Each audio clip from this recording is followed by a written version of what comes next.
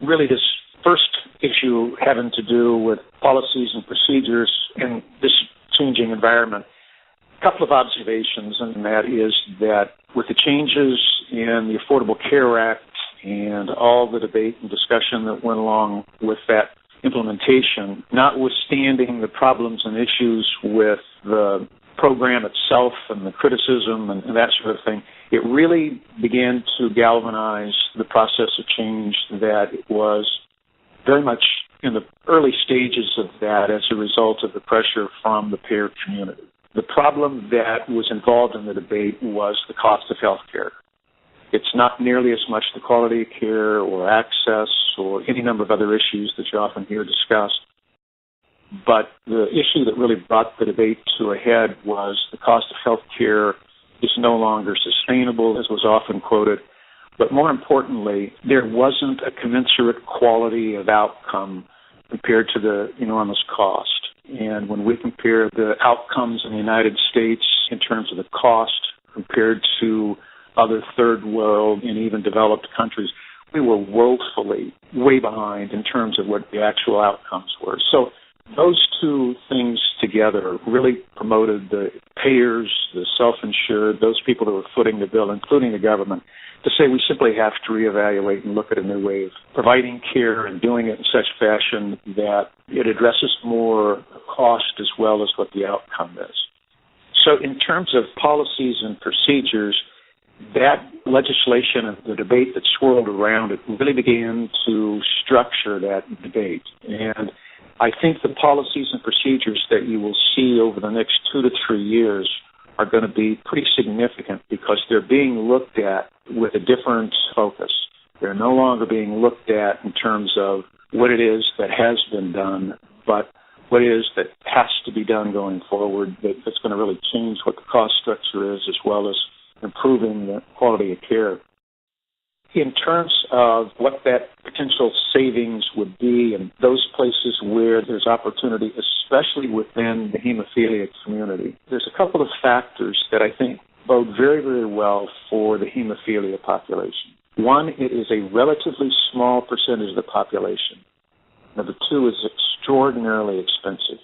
And when policymakers, whether it's on a national level or a state level, when they're trying to solve for a problem, they will typically try to find the approach that addresses the biggest impact for the least cost.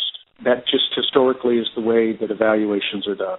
And it's not merely long-term in most instances. It has a tendency to be a quick fix. That's not going to be necessarily the case with what proposals are being made by organizations like the Hemophilia Foundation. They look at this with a much longer-term, broader perspective that says there are ways that we know will improve the costs and the care for these individuals. And it's not a quick fix. There's things that can be done quickly, but it will not be the sort of thing that will eradicate the condition. It won't be something that will so substantially change what the cost structure is. But the things that they can do with a longer-term perspective, whether you're talking about a comprehensive care model or you're talking about a redesign on how blood factor products are priced, those kinds of changes and policy considerations are the sort of thing that you're going to see play out over 5, 10, 15 years, and it's not going to be in the next 24 months.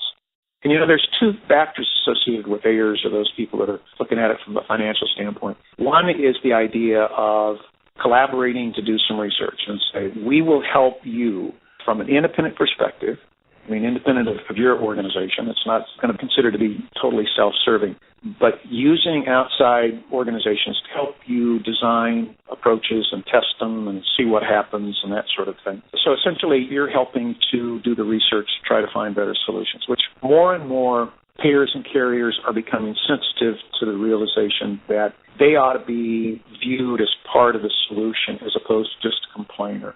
I've had a couple of discussions both with the Anthem WellPoint organization and with United Healthcare, which are some of the more leading people in terms of the number of individuals they cover, but also their sensitivity to the incredible profits that they've taken out of the system. And a couple of conversations I've had with them is, wouldn't you like to be viewed as an organization that's using some of those incredible profits to help find some solutions for the people that you're serving.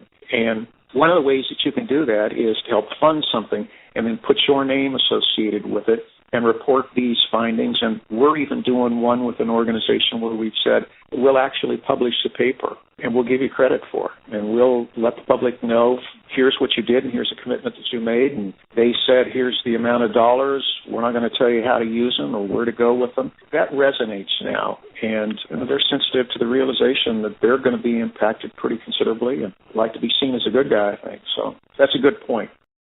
I think the point in terms of the implementation process of how do you go about trying to bring some of these changes that you know are in the best interest of not only the patients but make good sense long term, is you have to figure out, first of all, how to bring together those various organizations and contingencies that have a stake in the outcome. And what seems to work the very best is starting early on and developing the strategy to say, what's in it for these various constituents? How do I appeal to them, not in terms of a spin factor or selling them on something, but where is it that the real benefit would be to them if things change? And then address how do you then message that in such fashion that it makes sense to them and it is, if not compelling, at least it's sufficiently convincing that they're willing to help support whatever this new change or initiative is. There's certainly lots of research and there's lots of good techniques in terms of how you do that, but there seems to be a real consensus around the realization that we've got to find certain places where there's opportunities for change that will have the most impact. There's a lot of organizations that now operate on the basis that there's 5% of the population that represents 50 to 60% of the cost. And that's where you need to really have a laser focus. You need to figure out why is it that those costs are so extraordinary for those individuals and begin the process of solving for those. Again, going back to an earlier comment, hemophilia is an ideal condition for doing that kind of evaluation for the reasons I stated. Small percentage of the population, significant cost factor. When you then can develop an approach that says, can we at least agree on this health-related condition, you will find that there are far more individuals that are willing to look at an individual policy or process for a condition rather than talking about the macro changes that are necessary for the whole system. In cases like hemophilia, where we know certain kinds of processes work better than others, we know that prophylaxis is probably preferable to waiting for an acute bleed. We know that certain kinds of conditions are probably much more prone to create a problem than others. But I'm even to a point where, not necessarily with hemophilia as much as some other areas, when I've had discussions like this, said there's so many tools available right now that you can use for testing and trying to really dig into individualized or personalized care for these high-cost individuals. Invest a couple $1,000s to do some genome kind of testing and find out everything there is to know, because one hemophilia patient is not going to be the same as others. And if you learn just a few things along the way to avoid a significant problem with these high-cost individuals, it is a sound investment to do all these extra testing and whatever kinds of things like that are appropriate. I think the opportunities for developing collaborations with those people that have got a stake in it will have an enormous impact. And one of the things that I think gets overlooked sometimes is the significance of, like, administrative aides or those people that are the technical backup people for the decision makers. More often than not, the decision makers are relying on somebody else to read the material and study it and give their opinions and thought. And not that always carries the day, but it always is influential. And to the extent that you can work with those people that are going to have the ear of the decision makers, it's going to be extremely important to help them understand how the benefit is for as many of the parties and constituents as possible.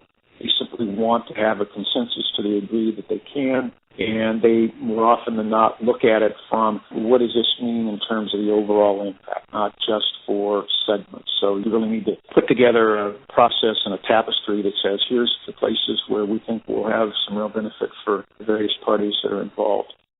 In terms of those organizations that really don't have sufficient funding to be able to pursue a policy or put together an extensive program on their own, one of the things that has really developed in the healthcare industry over even the last 7 to 10 years is the willingness to collaborate, finding other organizations that not necessarily have the exact same goal or objective, but have aspects of their organization that are really compatible with the long-term need of this organization. So, for example, needless to say, there's a close connection between hemophilia population and the blood factor manufacturers. They've been outstanding in supporting the efforts and are a genuine partner.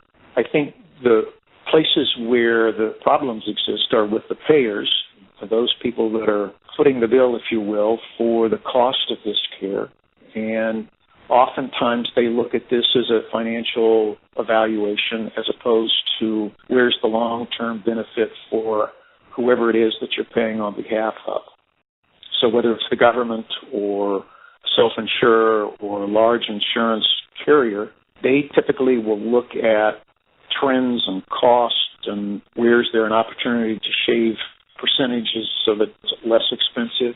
Place they more often than not look at is a contractual kind of concession where they get a deeper discount or they change the reimbursement methodology, and those will work to some degree, but they're short-term and they're always leveraged, meaning that if I'm a provider and I'm going to get squeezed down from a 20% discount to a 25% discount, it doesn't take very long before I make up the difference in that margin simply by either my pricing or additional services.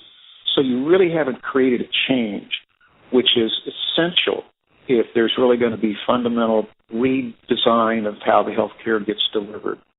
In terms of linked strategies with the hemophilia treatment centers, which is a key, because fortunately the hemophilia treatment centers are really well regarded and recognized. Not everyone is as good as the others, but there are a number of them that have really become qualified as experts in not only the care and treatment, but in the policy-related issues surrounding this disease condition and those things that make absolute sense going forward. And putting those treatment centers very prominently in the debate makes a lot of sense because on the one hand, you not only have people that know and understand the condition, but also have really worked diligently to try to find better solutions. And they'll be the place that you go to when somebody has a bright idea and you need to think ahead, is this really going to work? The federal treatment centers and all the hemophilia-related expertise is probably the place to start, where essentially you say, try this, it'll have this kind of an impact.